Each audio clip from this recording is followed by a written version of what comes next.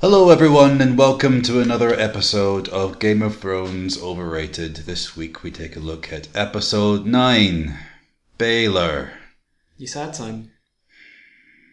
No, I've got no reason to be sad. Yeah, you do. It's not like one of the main characters has just had his head lopped off. Oh no, I was talking about this episode. Oh, well. What a meandering mess. I don't know, I'm just a bit too grief-stricken to be analytical. Okay, Simon, quick, pop quiz. Name something in this episode that happened other than the final scene. Drogo Exactly. is about to die. Drogo is about to die. That's another thing. That's. I must admit though, the first time I watched it, I didn't really remember a lot of the stuff that happened. Oh, I didn't either, and that became very clear to me as I rewatched it. Mm-hmm. I also remember why I don't remember, because nothing much of significance does happen. Apart from Ned Stark getting his head cut off. But then I suppose, what else can you put in an episode with such a huge change of pace in the story? Oh yeah, it's just, I think I'd be more forgiving of it if we hadn't just had an episode which was essentially clearing up the mess of Ned getting betrayed. Yeah.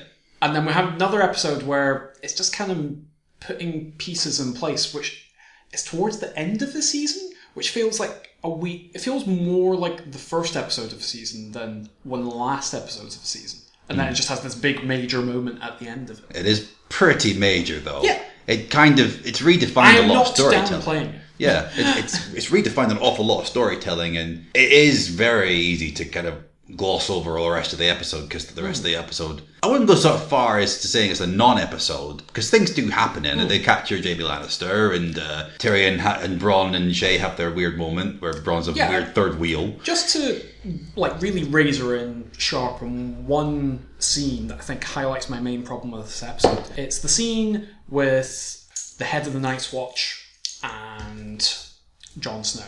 Oh, where Jon Snow gets his new sword? Yeah. Ah. That scene is a sort of desk clearing scene, as in Jon has to get that sword at some point, but that's it. I don't know, it felt like quite a poignant part of it, because... Sort of. Well, you get a bit more backstory into how Mormont feels about his son, and he realised that Jon Snow actually has potential to be a lot greater than his son was going to be, or supposed to be. Does he know enough about Jon Snow to make that call, though?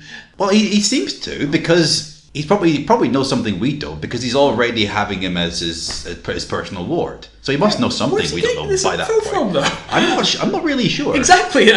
That's why, to me, the scene didn't quite... It wasn't as poignant as, say, other scenes dealing with Jon Snow, particularly in an upcoming episode. Is that something that's potentially being tied up already with the Season 6 coming out and the spoilers for Jon Snow's past? Does Mormont know something about that? It's highly unlikely, since very... I realize I'm reaching here, but yeah. There's got to be something other than the fact... Well, I suppose he did save his life from a White Walker. Yeah. Because even Mormont was surprised that the White Walker was there, because that's the kind of thing he's supposed to be looking out for, and he obviously hasn't seen one ever in his life. You could also argue that was luck rather than judgment. You could, but I think it'd be a bit mean. It's not like you went, oh... But I think it was the fact that Jon Snow had the initiative to use fire. Again, did he know the fire would do that? I don't think he did. Yeah. But I think he did seem to keep a cool head at that point, whereas Mormont didn't. So Mormont did still owe Jon Snow something. Whether he deserved the sword at that point is debatable, but he did deserve some kind of recognition. And considering he was already his ward, I don't know, maybe he was starting to look at him as a son figure. Yeah. Perhaps. I'm not really sure. No, just to me, I didn't quite get his side of the perspective on that. We as the audience know Jon's quite good, but we're privy to things that guy doesn't know. Yeah, Mormont does keep his cards close to his chest, I guess. He's quite an elusive character, considering he's the head of the Night's Watch. Yeah. So I guess that does kind of leave a lot of questions open-ended. Like, how the hell did he end up being on the Night's Watch in the first place? That's never addressed at any point ever. I know. I would have thought that some kind of backstory for him would be... a show that's so addicted to giving backstory, that's one bit I'd actually like to know. I know. Like, even Jorah doesn't have that much of a backstory. You find out he was a slaver because his wife was a bitch. Yeah. That's kind of it, really. And then he gets obsessed with Dany. Yeah. So the Mormons have got not a lot going for them at the minute. I mean... No. By the final season, they kind of... The the girl. What's her name? I'll save my rant on that till season 6. Okay. Looking forward to that. But to pull back into one of the things that you were saying earlier, just the final scene sort of really flips the switch a bit. Yeah. Is defying expectations always good? Because that's basically what they're doing here. I don't think it's always good, but I think sometimes it's necessary. Because if you just go along with what people expect, then there's no drama, there's no tension. Yeah, it's just, I feel that Game of Thrones gets praise for simply defying expectations without necessarily the alternative being better. I see what you mean. Particularly with Ned being one of the characters we know most about, and then just killing him, and then you're just kind of like, okay, so who's the protagonist now? What's the story now? It leaves it's a very void. good question, and one I wouldn't say is answered by the end of the season. Well, no, I disagree with that. I mean, well, we can answer that by the end of the season in the next episode, because I think that void does get filled by the next episode. But in this episode, I agree. It does leave a lot of open-ended questions, because the main character, he is the main character. I remember talking to someone ages ago when it happened, and we'd watched it on the DVD box set, and he kind of went, after it happened, he kind of lifted the box and went, he's on the front cover! He's on the front cover! They killed him! That's mental!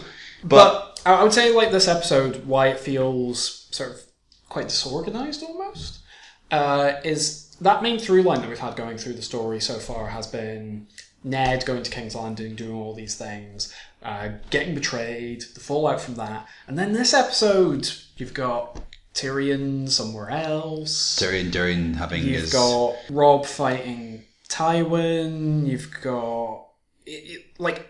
the glue that was holding it together is starting to just sort of erode away. That glue being Ned. Yeah. But I think that's what George R.R. Martin wanted. And the surprise, don't get me wrong, is a surprise, and it's an interesting moment. But I'm not sure that what we get as a result of that is per se a good story. I think you are right. If we're just throwing something in random for the sake of something being interesting, then it doesn't always lead to good storytelling. Yeah. But it does... What it does, and this is George R. R. Martin's aim the whole time, is to make sure that we don't feel like anybody had a safe ride, apart from Tyrion, because as soon as he dies, the show's over, obviously. I mean, let's not kid anyone. That's what would happen. And I think he does that successfully. Whether he went the right way about it is debatable. And I can't just say that's the best bit of TV writing that's ever been made, or the best storytelling that's ever been done. But it certainly is interesting enough. I'll pick up on this theme again in the next episode as well, because there are issues related to that, because it's an overarching theme for Game of Thrones, them doing this. Yep. Dany's storyline. It's back to the worst of that storyline. Well, yep, because it's a case of her reaching a point and then her progress just gets cut down straight away. Well, it's and not it's even frustrating. so much that. It's like, so much of what happens in this episode relies on you having gone through the journey of the experience of her falling in love with Khal Drogo. It's just, I never did go on that journey, because that story was never told in this TV series. It wasn't she just suddenly by... is in love with him, and then we're supposed to buy that. Yeah, I feel like it's a case of she didn't immediately fall in love with him. She was just trying to make the best of her situation, but at the same time, she did fall in love with him by the end. So, well, particularly with how she's acting in this episode, because she's basically acting a little bit crazy. Yeah, I wonder if maybe she's just a sociopath and it's just going, I've lost my power. I've absolutely lost all my power. This is the worst thing's ever happened to me. That is a question I had about this, though.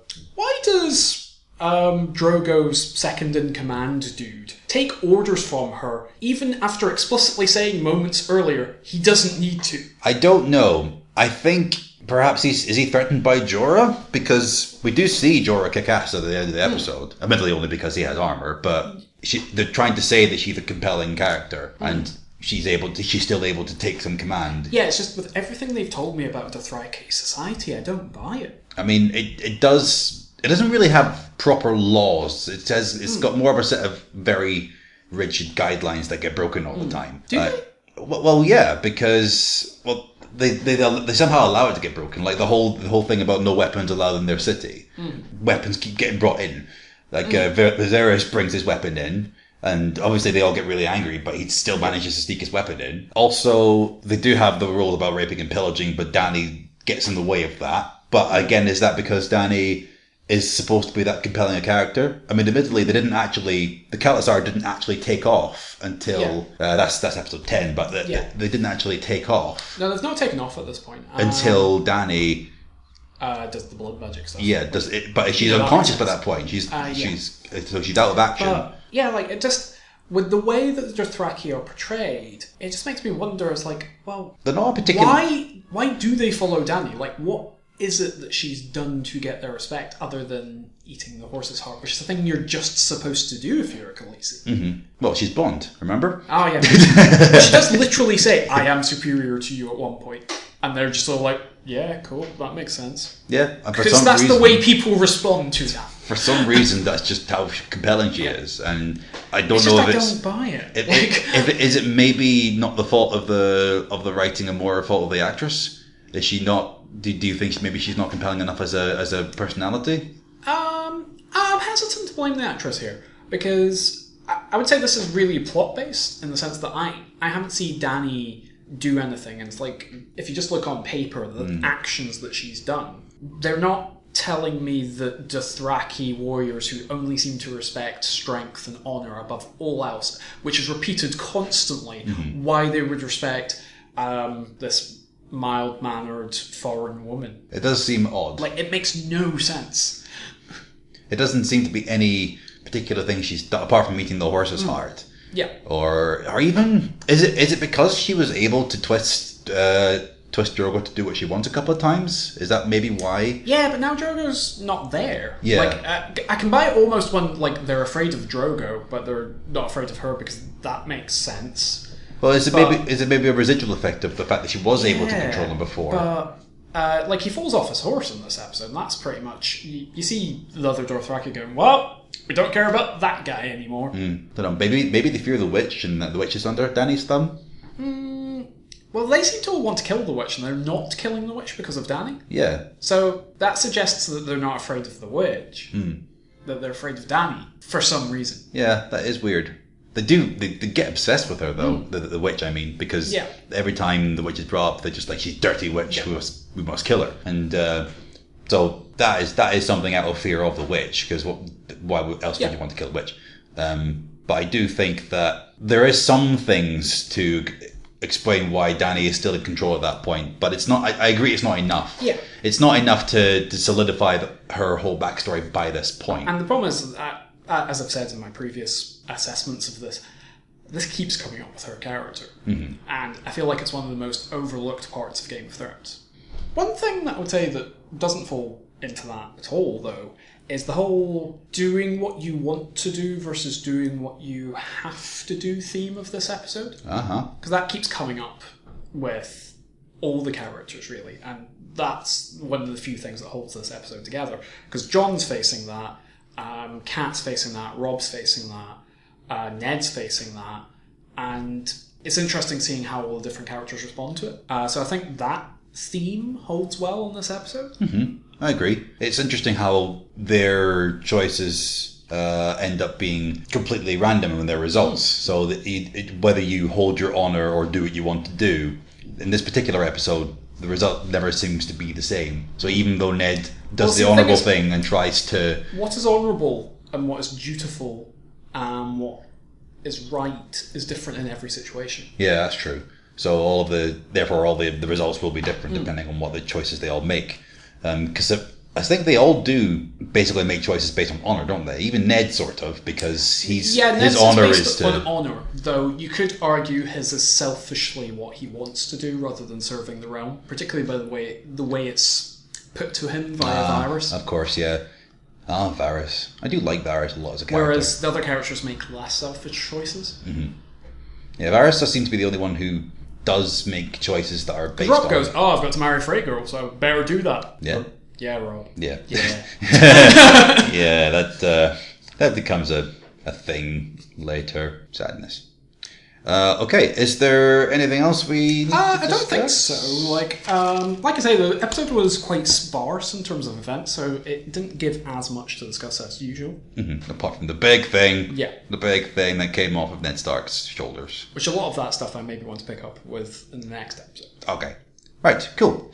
Thanks very much for listening. Join us for another episode of Game of Thrones Overrated. We will see you next time.